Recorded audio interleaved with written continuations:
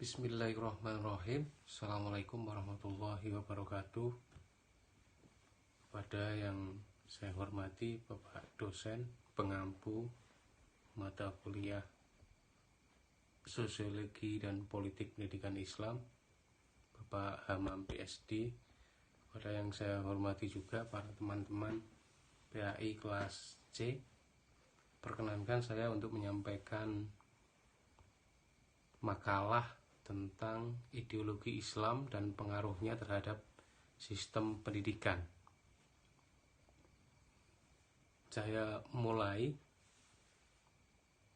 Ideologi secara umum merupakan pengetahuan mengenai cara menyembunyikan kepentingan, mendapatkan serta mempertahankan kekuasaan dengan memanfaatkan konsepsi-konsepsi keagamaan dan tipu daya.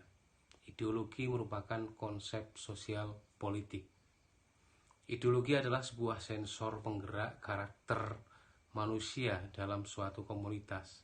Salah satu aliran pemahaman yang menganggap bahwa karakter manusia adalah suatu yang mustahil bisa dihindari serta sudah merupakan ketentuan sejarah atau bahkan disebut dengan takdir. Sampai hari ini kita masih dibingungkan dengan persoalan ideologi yang dianut Indonesia, yaitu apakah Indonesia berideologi Pancasila atau demokrasi.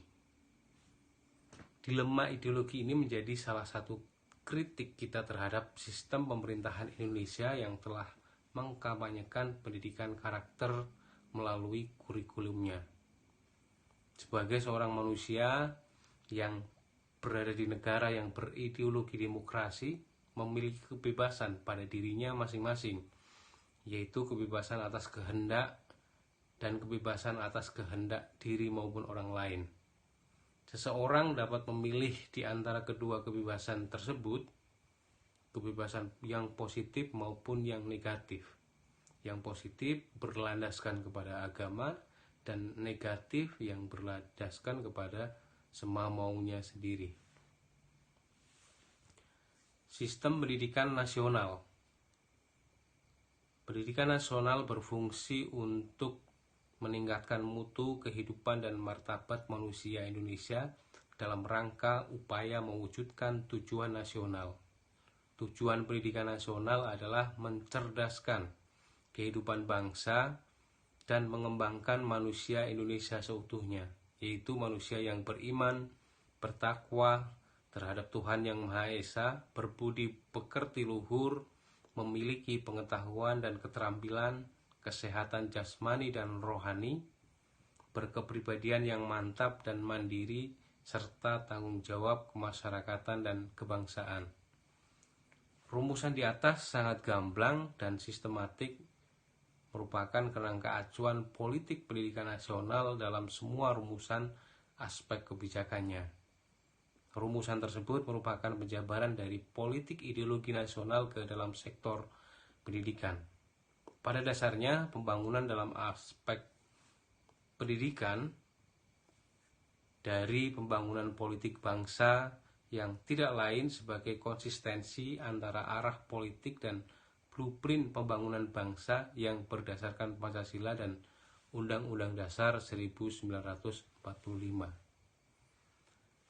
Pendidikan di Indonesia masih tetap kuat didominasi oleh pemikiran nasionalis sekuler, baik yang disuarakan oleh pakar pendidikan non-Islam maupun beberapa pakar pendidikan Islam berhaluan sekuler.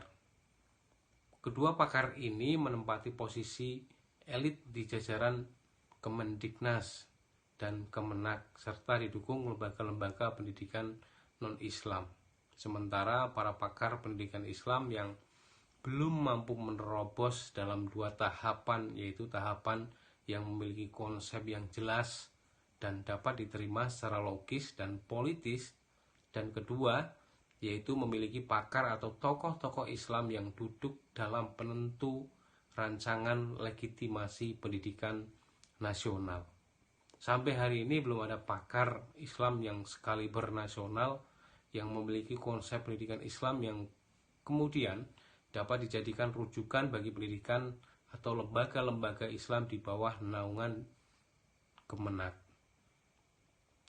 Sekarang baru ada justru tahap kedua, yaitu mampu menempatkan tokoh-tokoh Islam atau pakar-pakar, misalkan seperti Malik Fajar, tetapi ia belum mampu memberikan sumbangan dominan bagi konsep pendidikan Islam dalam sistem pendidikan nasional. Menurut Tilaar, ada 3 kelemahan sistem pendidikan nasional, yaitu bersifat kaku dan masih sentralistik, tercermin dalam bentuk ujian nasional dan kurikulum berbasis kompetensi yang sifatnya uniformitas. 2. Tidak pernah mempertimbangkan kenyataan yang ada di masyarakat, seperti memberlakukan pemakaian rok pendek pada siswa SD sampai SMU yang beragama Islam, padahal agama mereka mewajibkan menutup aurat, dan juga melihat sebelah mata keberhasilan pondok pesantren yang telah memberikan sumbangan nyata bagi pembentukan anak bangsa yang mayoritas di negeri ini. 3. Tidak adanya pemberdayaan masyarakat, bahkan cenderung kepada pembodohan masyarakat dengan semakin suburnya praktek-praktek KKN dan birokrasi pemerintah yang kaku kerap dijadikan alat politik kekuasaan. Azizi menambahkan 3 aspek kelemahan Sisdiknas kita, yaitu 1. Terbelenggunya guru dan dijadikan guru sebagai bagian dari alat birokrasi yang merupakan alat politik penguasa. 2. Pendidikan tidak berorientasi pada pembentukan kepribadian, namun lebih pada proses pengisian otak atau kognitif.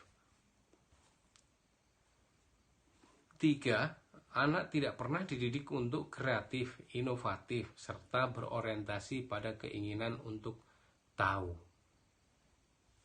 Selama ini, pengajaran pendidikan agama lebih ditekankan pada penguasaan materi melalui hafalan, dan anak tidak pernah diberi peluang berpikir dan berinovasi, apalagi menemukan sesuatu yang baru. Padahal teori belajar mengatakan bahwa pendidikan yang baik adalah memberikan kesempatan dan pengalaman pada anak, termasuk dalam pembelajaran agama. Ini berarti peran guru dalam pembelajaran anak perlu dikedepankan kebebasan anak mengungkap nalar dan inovasi mereka menemukan sesuatu yang baru dalam pembelajarannya. Pendidikan Islam hendaknya berbuat lebih banyak mengantarkan umatnya untuk memahami ajaran agama dan benar-benar mempraktekkan. Namun, niatan baik itu berharap pada bergulirnya desentralisasi pendidikan, di mana daerah diberi kewenangan yang lebih luas untuk menentukan corak pendidikannya. Tetapi kalau daerah masih memperpanjang cara-cara seperti pusat, yaitu dengan memberlakukan kebijakan pendidikan yang kaku, uniformitas, dan birokratis, maka akan terjadi politisasi pendidikan dalam koridor di daerahnya masing-masing. Sisi lain, menurut Mas Tuhu, ada sejumlah problem mendasar yang harus segera diatasi dalam pendidikan nasional kita, yaitu adanya dualisme sistem pendidikan yang pada gilirannya menghasilkan dikotomi antara ilmu agama dan ilmu umum. Sistem pendidikan kita, baik jalur pendidikan agama maupun umum, terlalu menekan pada pelatihan ketimbang pendidikan, mementingkan materi ketimbang metodologi, mementingkan produk final ketimbang proses, dan mengutamakan pemikiran reaktif ketimbang proaktif. Sehingga berbagai problem yang dialami sistem pendidikan nasional mencerminkan bahwa pendidikan nasional kita kurang mampu untuk mengakses kepentingan pendidikan Islam sebagai subsistem pendidikan nasional. Pendidikan nasional harus banyak introspeksi diri, sebab pendidikan nasional terlalu bersemangat memikul beban berat di pundaknya, padahal ia memang tidak kuat untuk menahannya. Adanya dualisme tersebut menjadikan pendidikan nasional kita terus-menerus menjadi uji coba atau kelinci percobaan. Selanjutnya, pendidikan Islam sebagai pendidikan ritual dilihat dari substansi pendidikan Islam, mulai dari sekolah dasar sampai perguruan tinggi, umumnya berkisar tentang peningkatan keimanan dan ketakwaan. Tetapi dalam pengertian yang dikemukakan Atiyah al-Abrashi, bahwa pendidikan Islam mempersiapkan manusia supaya hidup dengan sempurna, bahagia, cinta tanah air, sehat jasmani, sempurna budi pekerti, teratur pikiran, halus perasaan, manis tutur kata, baik lisan maupun tulisan. Menurut Imam Suprayogo menyebut bahwa seseorang dikategorikan berislam dengan baik manakala yang bersangkutan telah melakukan aktivitas ritual seperti puasa, zakat, salat, dan menunaikan ibadah haji. Padahal aktivitas ritual itu baru akan bermakna dalam kehidupan yang berislam sesungguhnya jika mampu melahirkan amal atau kepedulian sosial yang memadai. Demikian substansi pendidikan Islam di Indonesia selama ini adalah pendidikan yang mengedepankan pemahaman ritual keagamaan melalui hafalan-hafalan. Padahal pendidikan agama bukan sekedar dihafal, tetapi yang lebih penting bermakna adalah keterampilan anak didik dalam mempraktekkan ajaran yang dianutnya. Bab ketiga adalah marginalisasi pendidikan Islam. Keahlian para ulama dan cendekiawan Muslim Indonesia belum banyak berkecimpung dalam bidang pendidikan, baik umum maupun agama. Maka tidak heran konsep pendidikan Islam yang bisa disumbangkan kepada undang-undang sistem pendidikan nasional sangat minim dan tidak mampu memberikan nilai tambah yang signifikan kecuali hanya sebagai suplemen, apalagi sebagai penyeimbang.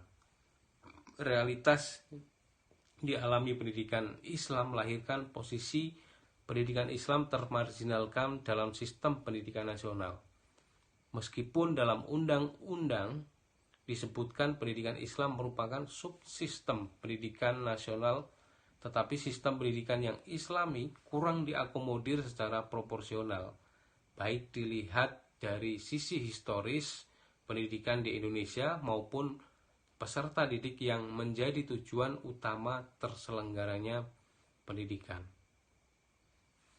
Menurut hemat penulis, ada 3 unsur yang memicu marginalisasi pendidikan Islam dalam konteks pendidikan nasional di Indonesia, yaitu 1. Tidak ada konsepsi pendidikan Islam yang sudah teruji kesempurnaannya dan keampuhannya yang digagas oleh tokoh-tokoh Islam berkaliber nasional di Indonesia. 2. Rendahnya kepedulian para pejabat terhadap pendidikan Islam. Dan 3. Rendahnya minat masyarakat Muslim untuk bersekolah di satuan pendidikan Islam. Di sisi lain, timbulnya marginalisasi pendidikan Islam juga karena kurangnya perhatian dan kepedulian yang tinggi dari partai politik Islam dan pejabat Islam yang memperjuangkan pendidikan Islam dalam konteks pendidikan nasional. Mereka yang ada di puncak kekuasaan seperti para pejabat, khususnya yang membidangi pendidikan, kurang memiliki konsep pendidikan Islam yang jelas dan ahli dalam bidang tersebut. Selanjutnya adalah pendidikan Islam sebagai pendidikan alternatif. Seiring dengan berlangsungnya era industrialisasi, maka pendidikan yang semula lebih ditujukan mempersiapkan siswa agar siap bersosialisasi di tengah masyarakat, pertanian, perkebunan, tapi cenderung berubah ke arah mempersiapkan peserta didik siap terjun di tengah masyarakat industri, sebagaimana cita-cita pembangunan bangsa. Karena itu, model sekolah yang tumbuh juga cenderung menjadikan pabrik dan perusahaan sebagai modelnya. Dalam hal ini, sudah populer adalah konsep link and match. Pola ini membawa implikasi terjadinya proses birokratisasi dan spesialisasi dalam dunia pendidikan. Harapan pendidikan Islam menjadi pendidikan alternatif di era milenium merupakan jawaban akan semakin butuhnya nilai-nilai agamis di tengah kehidupan global yang penuh dengan kehampaan nilai dan ketuhanan. Seseorang karena waktu sebelumnya hanya difokuskan untuk mencari rezeki duniawi, sementara makna hidup semakin mereka resapi sebagai sesuatu yang harus dipertanggungjawabkan kepada Sang Pencipta. Maka ketika itu pendidikan Islam menjadi kebutuhan pertama dan utama dalam mengatasi kehampaan spiritual di tengah-tengah masyarakat industri yang sekuler. Pendidikan Islam harusnya mampu diajarkan kepada peserta didik dengan materi dan jam pelajaran yang cukup, memahami agama mereka dengan baik, bukan diajarkan secara parsial dan lateral, seperti halnya yang kita alami sekarang ini. Khususnya di Departemen Pendidikan Nasional mengajarkan Islam dalam satu paket dengan jam pelajaran relatif kecil, tidak sebanding dengan banyak materi. Departemen Pendidikan Nasional ikut bertanggung jawab dengan pemberian materi pendidikan agama Islam yang minim, parsial dan lateral kepada semua peserta didik di setiap jenjang, jenis dan jalur pendidikan yang diasuhnya. Ini berarti sistem pendidikan nasional perlu direview dan dirombak total lagi, sebab ada warisan leluhur budaya bangsa yang sengaja dieliminir oleh sekelompok orang atau golongan, yaitu budaya pendidikan Islam berbasis pondok pesantren yang tidak pernah diakomodir dan dilegalisir secara nasional sebagai grand sistem pendidikan nasional, dan bukan menempatkan pendidikan sebagai subsistem pendidikan seperti yang berlaku sekarang ini. Mungkin itu yang bisa kami sampaikan.